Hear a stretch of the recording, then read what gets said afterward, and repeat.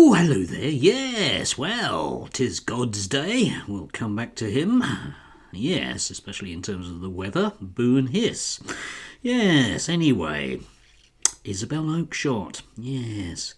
Globalist. Think that's the problem. Anyway, she was writing in the Telegraph yesterday. 24 hours in Britain was enough for me to know how right I was to leave. Yeah. Knife crime, squalid public services that don't work, shoplifters returning from abroad brings home how bad things are. Yeah, thanks, Isabel. Maybe, you could have improved things whilst you were here. Paid some more tax or something like that. Anyway, let's hear exactly what she's got to say. Look, I don't want to be that person that moves abroad and only moans about Britain. Uh-huh. Being permanently on the lookout for mad, sad things about our country is bad for the soul and unfair on anyone who is stuck here making the best of it. No, stuck there. That's us. We're stuck there because you decided, things like Brexit were going to be very, very good for us, weren't they?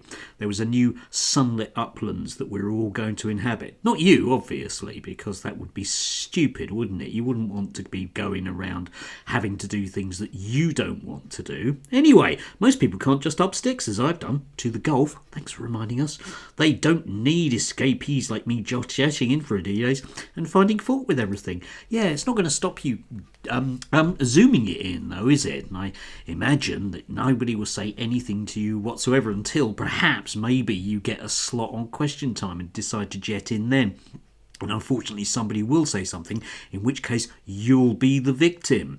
Yes, anyway, I'm all in favour of Jeremy Kyle on this one. Yes, it's like, why don't you sod off and live somewhere else? But primarily, why don't you sod off and stay there and do something more productive than telling me about about how bad things are when you've been the cheerleader for how bad things are for at least the last 15 years, you and the hubby, eh? Talking of reform, as I briefly was, we have Rupert Lowe. We do not have blasphemy laws in our country, yes, and it must remain that way. OK then, regardless of which religion may take offence. Uh-huh.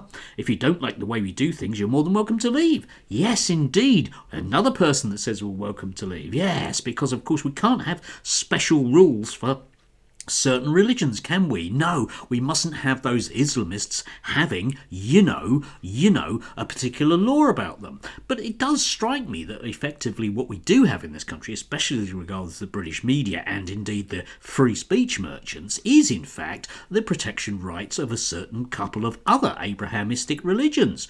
Just two of the three, you understand, because the third one's full of really, really bad people that believe in an all-powerful God who's a bit mean, whereas the other two believe in an all-powerful God who agrees with them on all right-wing issues.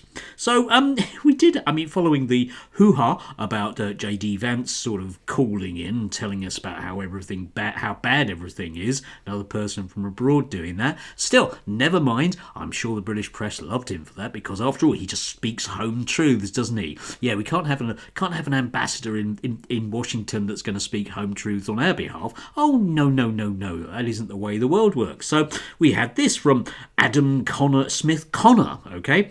Army veteran, yeah. I don't quite know why being an army veteran has anything to do with his frankly balmy views, but okay. I'm the abortion campaigner, name-checked by J.D. Vance. I'm glad he exposed UK censorship. Yeah, writing in the Daily Telegraph. Cancelled man, you'll notice, writing in the Daily Telegraph.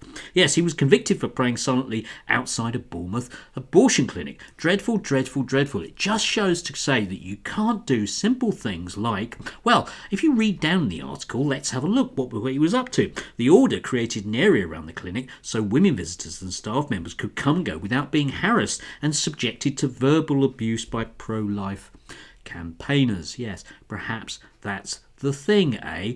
Subjected to verbal abuse. Still, he's a champion of free speech, but we mustn't give, these religious types special treatment, apart from him and the other Christians, the other Christians and him, yeah. And, obviously the Jewish community that needs to be protected from all those people that go out on Saturdays,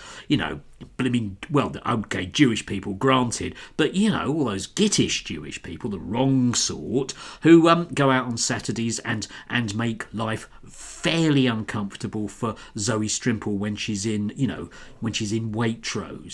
She has to worry about these things. Yeah, there was a brilliant story this weekend about a member of News Corps in Australia who decided to dress up, should we say, in very overtly Jewish symbols and go into a known pro-Palestinian cafe, and unfortunately was filmed by the event. Yes, oh dear. And then the newspaper in question, one of Rupert Murdoch's, had to kind of suggest that maybe it hadn't been such a good idea. Still, IHRA definition says that such things are always okay because, the Jewish community are always in battle, and anything that they want, they should get. Not that they'd be given special privileges, you understand, as a religion. Oh, no. Such things should only realistically go to the Christians. Again, not really thought that one through. Did have to smile at I'm going to thread down below with this one as well. Kevin Lister, a Christian teacher who was fired because he didn't really like trans people, had posted up one of those brilliant things whereby, questions atheists can't answer. Anyway, you can have a go at it yourself, okay? It's full of questions that I as an atheist can't answer, because apparently the person that posted this up actually can't manage to get their way through science GCSE. See how easy you'll find this to debunk this lot, okay? It basically is one of those things where it says, well, because we don't have enough scientific knowledge, not that I have any scientific knowledge, but enough scientific knowledge that I can understand it in a simple level, enough scientific knowledge that makes me feel happy about it, we're going to have to assume that God does everything, which of course he does, because that's the way that Allah, praise be unto him, does things, isn't it? Yes, there's only one God and only one proper God, and unfortunately Kevin Lister and all of the rest of them have got it completely wrong, be they army veterans or not. And again, unbelievable. If you read the Daily Telegraph piece about army veteran, you understand that he is a man who is racked by his own particular guilt, which he then inflicts on the rest of us. Dear God, spare me from these turbulent priests, please do. Anyway, do have a glorious Sunday. Avoid the sleet, eh?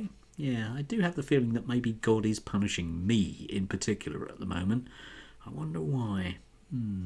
Anyway, have a lovely one.